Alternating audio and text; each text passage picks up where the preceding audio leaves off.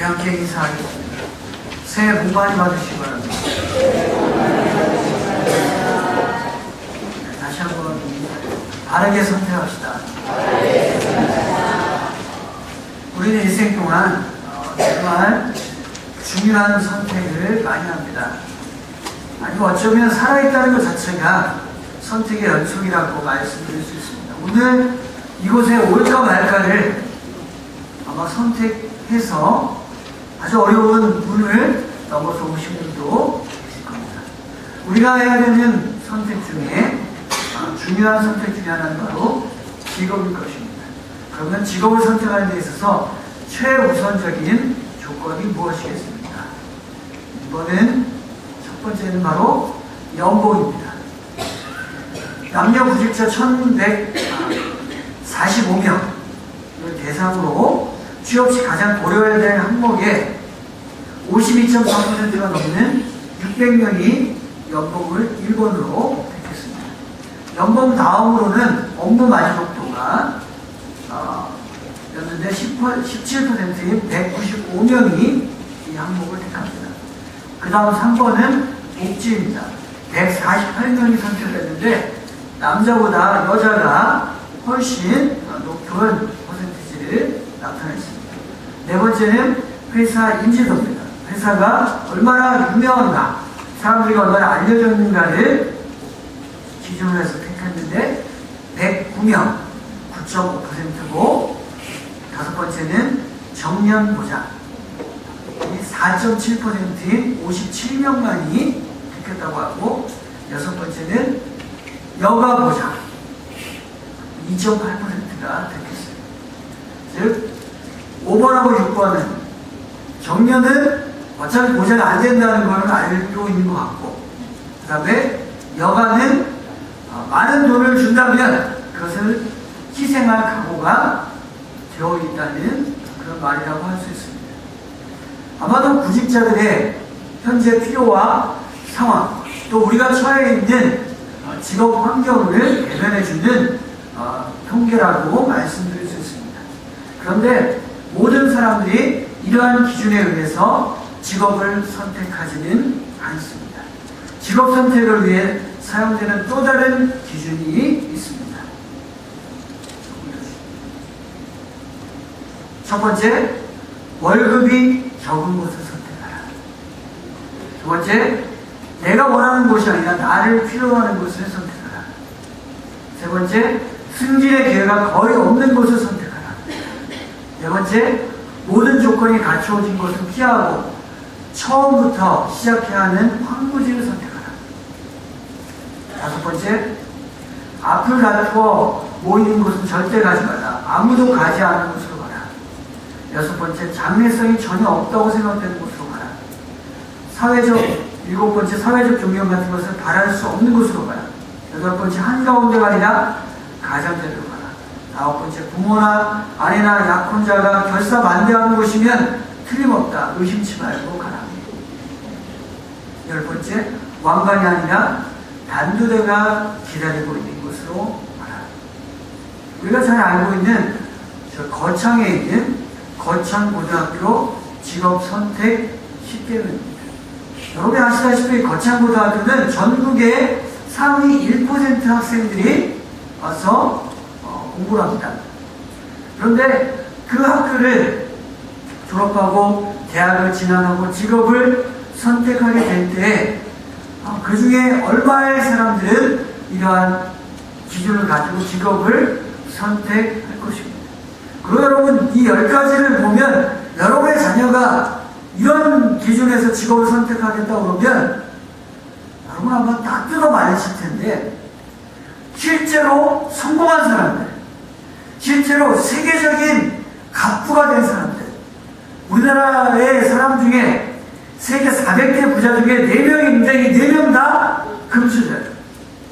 부모가 물려줘서 됐는데 중국 사람들은 97%가 다 자수성가했어요. 작년 5월에 우리나라 어떤 마윈이라고 하는 알리바바 그룹의 회장도 역시 자수성가했는데, 바로 이런 기준에 따라서 아무도 하지 않는, 아무도 관심 없는 일에 먼저 가서 투자했을 때, 일을 시작했을 때 성공하는 자리에 있었다는 것입니다. 여러분, 이게 우습게 들릴지 모르지만 이 10가지 중에 한 가지라도 제대로 보고 선택한 사람은 그냥 삼성, LG 직원으로 있다가 40 돼가지고 잘리고 이런 게 아니고 삼성, LG에 필적할 만한 회사를 세울 수 있고 성공할 수 있다는 겁니다.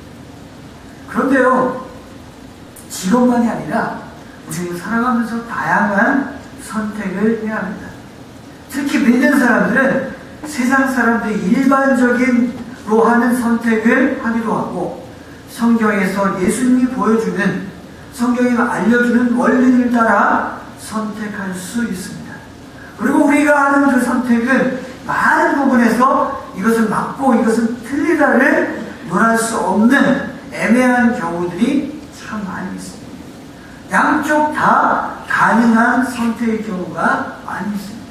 그렇다면 여러분, 우리는 어떻게 해서 바른 선택, 또 옳은 선택, 또 좋은 선택을 할 수 있겠습니까?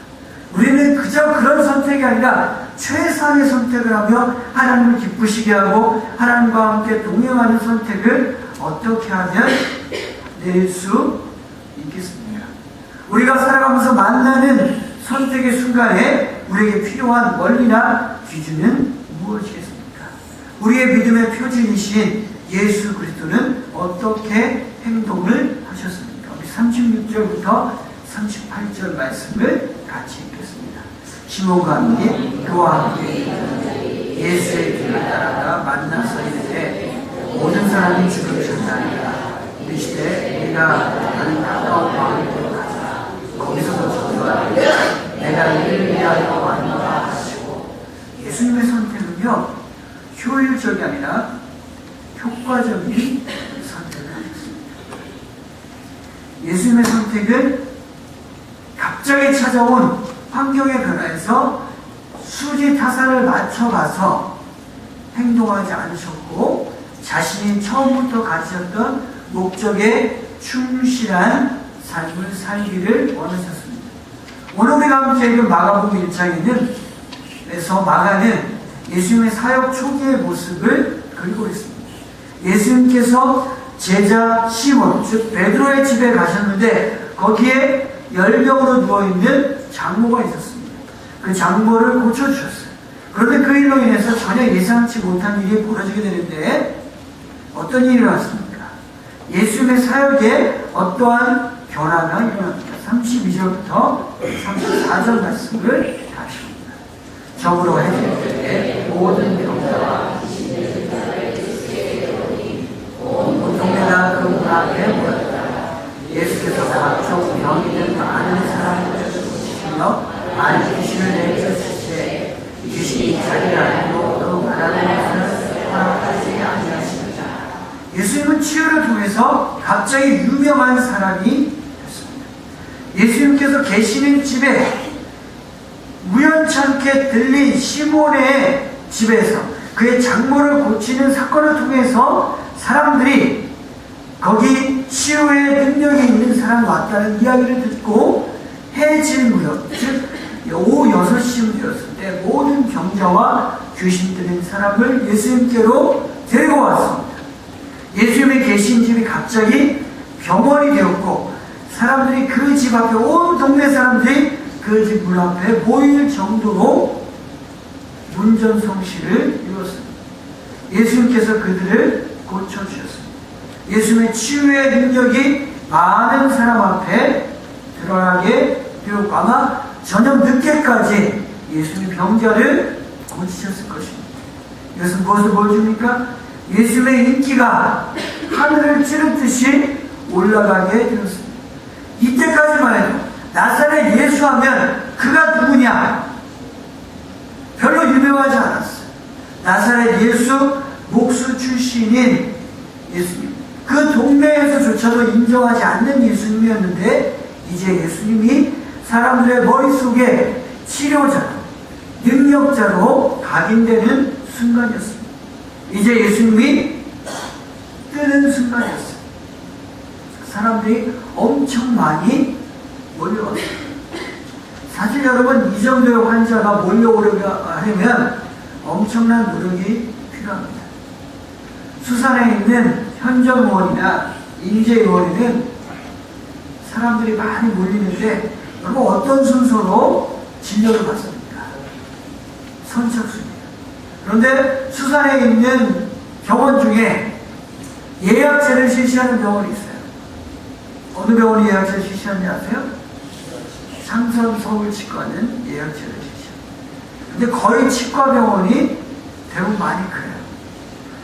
처음 문을 연 병원에는 환자들을 모으고 신뢰를 얻는 게 쉽지 않아요. 우선적으로 사람들이 찾아갔을 때 병원에 사람들이 하나도 없으면 무슨 마음이 드는지 아십니까? 불안해집니다.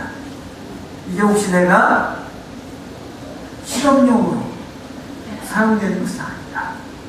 혹시 여기 진료를 잘 못해서 병이 잘 안 나서 사람들이 많이 오지 않지는 않는가, 그런 생각이 들 때가 있거든요. 그래서 사람들은 환자들이 많이 있으면 안정감을 가지도록 되어 있고 병원 선생님이 실력이 있구나 하는 생각을 합니다. 그래서 많은 병원이 예약을 실시합니다. 그런데 예약을 받으면서 어떻게 하냐면 시간을 여유 있게 두지 않고 어떻게 해요? 아주 빡빡하게 예약을 받습니다. 실제로 그 예약한 순서대로 되어지지 않는 것이 거의 100%예요. 종합병원에서 진찰 한번 받아보십시오.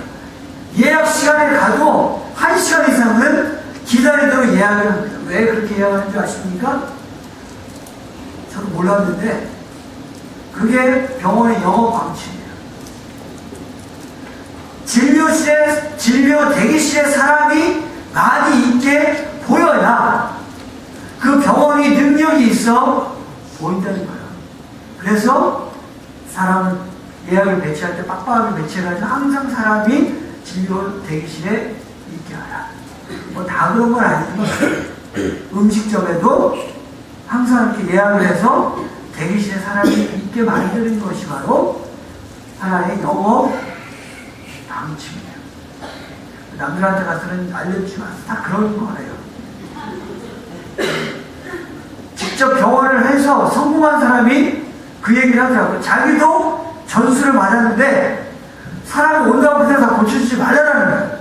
좀 기다리게 하고, 제가 아는 그 삼천포에 있는 내과도 가보면 사람이 많이 들끓는데 보면 분명히 빨리 고쳐줄 수 있는데 최소한 4-5명이 모여야만 진료를 시작해요.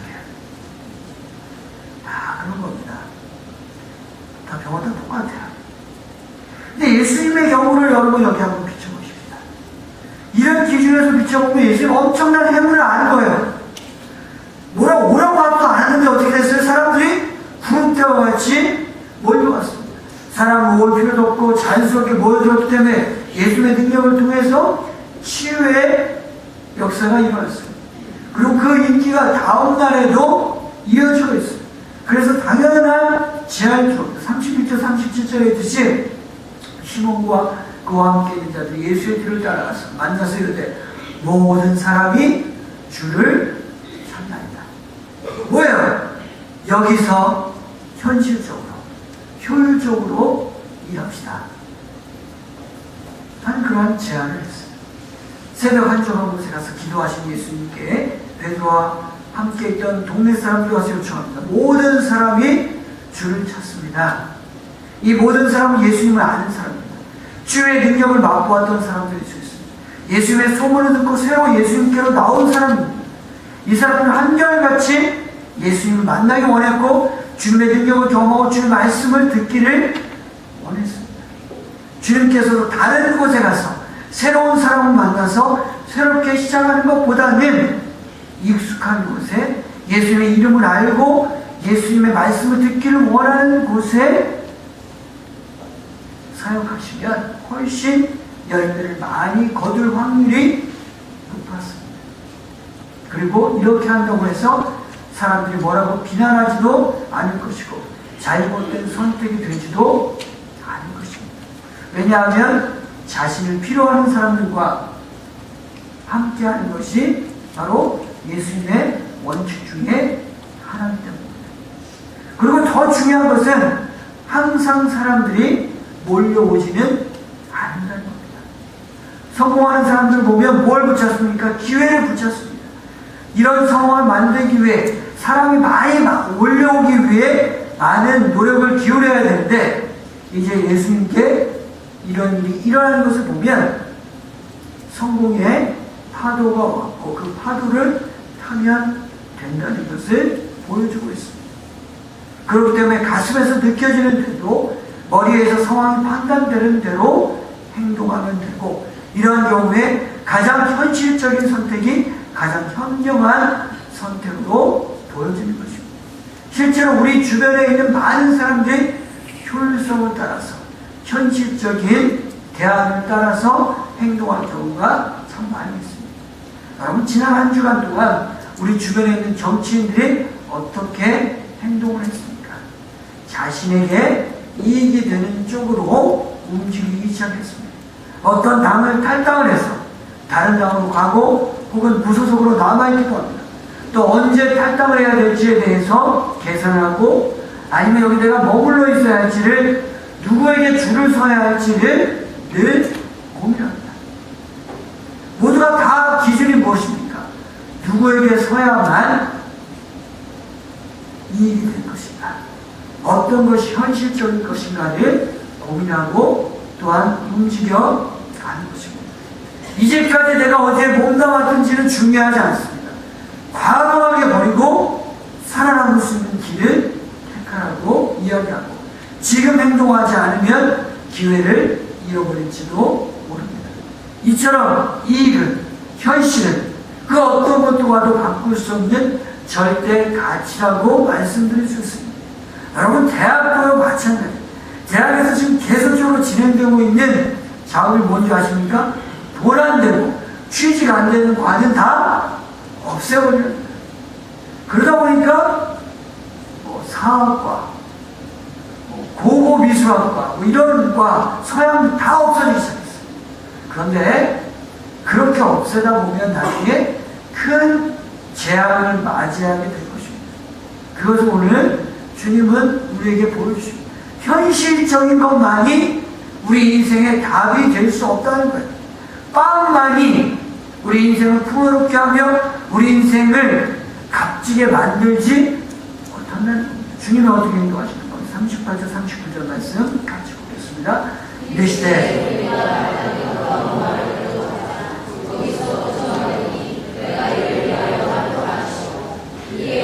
갈릴리에 다니시며 그들의 여러 회당에서 전도하시고 또 귀신들을 들었으시라. 현실은 제자들은 여기서 현실적으로 일합시다라고 했지만 오늘 주님은 다른 곳에서 원리를 따라 목적을 따라 일하셨습니다. 주님께서는 다른 가까운 마을들로 가자고 하십니다. 여러분 왜 그렇게 하신다고 했습니까? 전도하기 위해서 가신다고 했습니다. 그리고 주님은 내가 무엇을 위해서 왔다고요? 이를 위해서 왔노라. 나는 전도하기 위해서 왔지 병 고치는 사람이 아니라고 말씀하십니다. 여러분 병 고치는 일도 필요하지만 주님은 근본적으로 병 고치기 위해서 오시지 않으셨습니다. 죄인들을 구원하기 위해서 오셨습니다. 그 죄인들을 구원하시는 일을 하는 동안 병이 낫기도 하고 귀신들이 쫓겨가기도 했습니다. 아니 병 고치는 것, 귀신을 쫓아내는 것 자체가 바로 전도의 한 방편이었습니다. 하나님 나라의 능력이 임해서 잘못된 신체와 잘못된 마음이 온전해진다는 것을 보여주는 실물 전도, 체험 전도가 바로 병 고침과 귀신 쫓아냄이었습니다. 주님께서는 이처럼 현실에 충실하지 않으셨고 원리에 충실하셨습니다. 주님은 지금 자신의 주변에서 일어나고 있는 엄청난 변화와 인기 상승이라는 현상에 대해서 성공 예감을 가지고 행동하실 수 있었지만 그렇게 하지 않으셨습니다. 주님은 지금 당장 할 수 있는 일보다는 해야 하는 일에 초점을 맞추셨습니다. 주님은 지금 당장 하고 싶은 일보다는 반드시 성취해야 하는 일에 자신의 선택의 방향을 맞추셨습니다. 여러분은 어떤 일에 어떻게 선택을 하십니까? 오늘 주님은 우리에게 묻고 계십니다. 주님은 이렇게 가셨는데 오늘 우리는 어떻게 할 수 있느냐고, 하고 있느냐고 말하고 계십니다. 얼마나 많은 이익을 남기고 능률적으로 일하는가가 세상의 관심이지만 주님은 당연히 해야 하는 옳은 일을 하기를 원하셨습니다. 다른 가까운 마을에 사람이 적을 수 있어요. 다른 가까운 마을에 가면요, 예수 그리스도를 비난하거나 반대할 수 있어요. 무슨 일이 있을지 몰라요. 그러나 오늘 지금 베드로의 집이 있는 이 곳은 어때요? 확실한 증거가 있어요. 사람들이 찾고 열매가 있어요. 여기서 무엇을 하면 성공할 수 있는 확률이 훨씬 높아요. 그러나 그럼에도 불구하고 주님은 가까운 마을로 가서 다른 곳에서 주님의 복음을 증거하기 원하셨고 자신의 시간과 힘과 열정을 쏟기를 원하셨습니다. 한국인 선교를 위해서 만주에서 일하다가 신사참배를 반대하려고 하는 제목으로 1941년 10월에 일본 경찰에 연행된 미국 정통 장로에 있어서 헌트 선교사님이 감옥에 갇히게 되었습니다. 시간이 흘러서 겨울이 되면서 날이 추워지고 생활하기가 곤란해서 요를 하나 너도 하나고 요청했지만 거절을 당했어요. 그리고 외투 한 벌로 딱딱하고 찬 감방에서 지내야 했습니다. 감옥 속에 미국과 일본이 전쟁한다는 소문이 퍼져서 술렁거리던 어느 날 소장이 헌트 선교사를 불렀습니다. 소장실로 들어가는 그 입구에 보니까 전에 감옥 측에 부탁한 집을 넣은 요가 놓여 있었습니다. 사무실에 들어가 보니까 몸집이 크고 그래도 공부께 나은 것 같은 일본인이 책상 앞에 앉아서 헌트 선교사님에게 단도직입적으로 물었습니다. 당신은 미국에 돌아가기를 원합니까? 물론 우리가 당신을 보낼 것이라고 약속하지는 못하지만 그러나 만약 갈 수 있다면 미국에 돌아가기를 원합니다. 이 질문을 받은 헌트 선교사님의 마음속에 여러 생각들이 교차됐지만 왜 이 사람이 이러한 질문을 묻는지 그 의도를 잘 알고 있었습니다. 이전에도 많은 선교사님들이 감옥에서 많은 모욕과 고난을 받은 뒤에 이 나라를 떠난다고 하는 조건으로 집행유예 선고를 받은 일이 있었기 때문입니다. 순간 그는 문 앞에 누워있던 누더기 요를 바라보았습니다. 미국이냐 아니면 저 요를 가지고 기약 없이 감방 생활로 돌아갈 것이냐. 잠시 동안 고민하던 헌트 선교사님은 드디어 결정을 내렸습니다. 나 자신의 안전만을 생각한다면 나는 미국으로 돌아가고 싶습니다. 그러나 선교사로서 나는 하나님께서 이 나라에 보내신 것을 확신하며 따라서 내가 있어야 할 그곳에 있기를 원합니다. 나는 미국으로 돌아가기를 원치 않습니다. 이 말을 듣던 일본인 그 소장은 진노의 눈빛으로 그를 노려보았다고 합니다.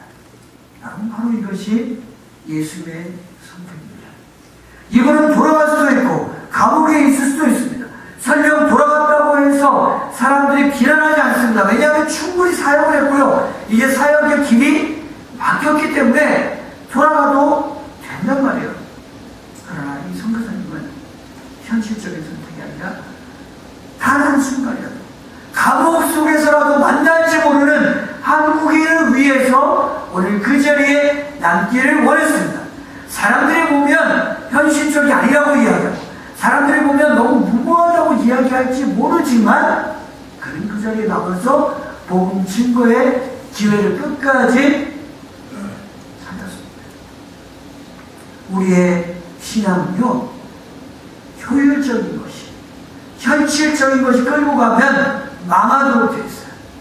우리의 신앙은 반드시 효과적인 것이, 옳은 것이, 목적이 이끌고 가야 한다는 겁니다.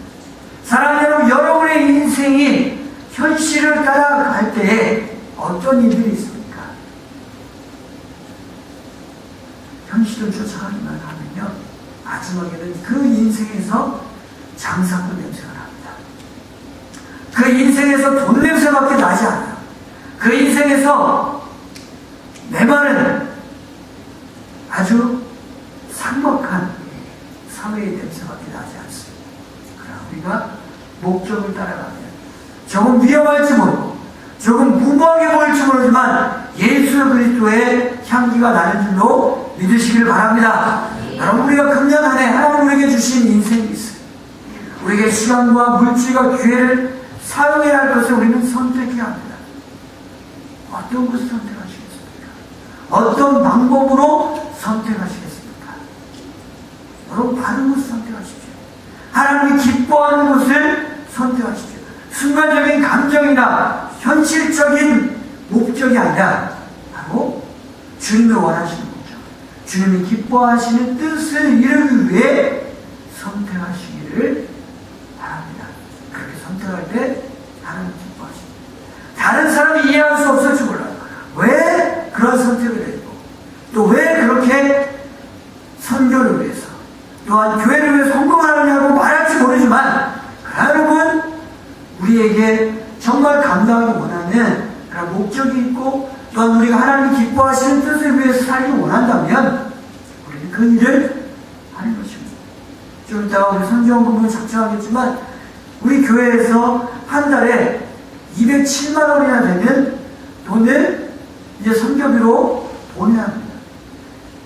5군데 개척교회와 3명의 협력 선교사님과 1명의 파송 선교사님, 또 5군데 돕는 기관이 있어요.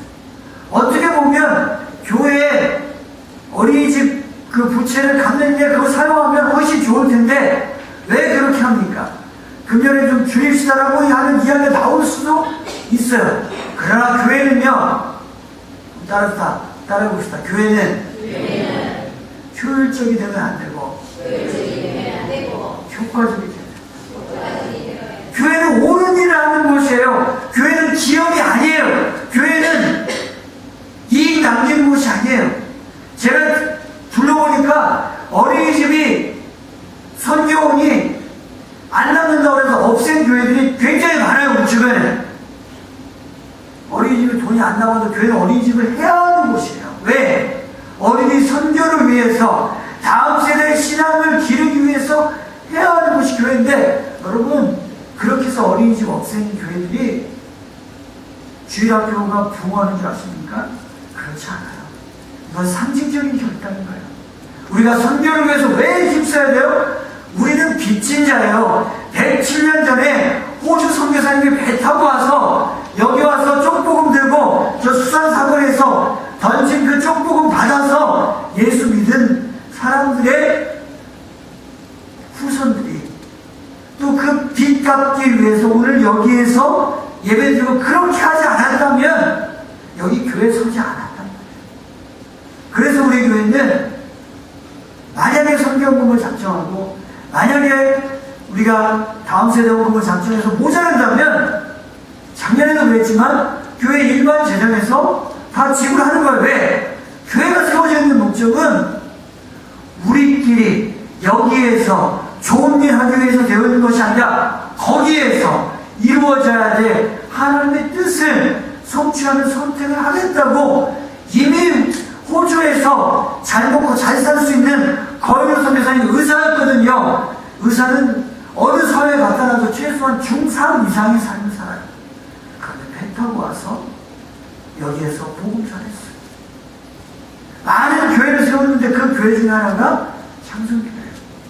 우리는요, 선교하는 일을 게을리할 수 없도록 아예 처음부터 그렇게 못 박은 교회예요. 왜냐하면 우리는 빚진 자를 교회이기 때문에 우리는 그 일을 위해 선택해야 하고 그 일을 위해 하나님 앞에서 협력하는 일에 여러분들이 결정을 내려야 하는 것입니다.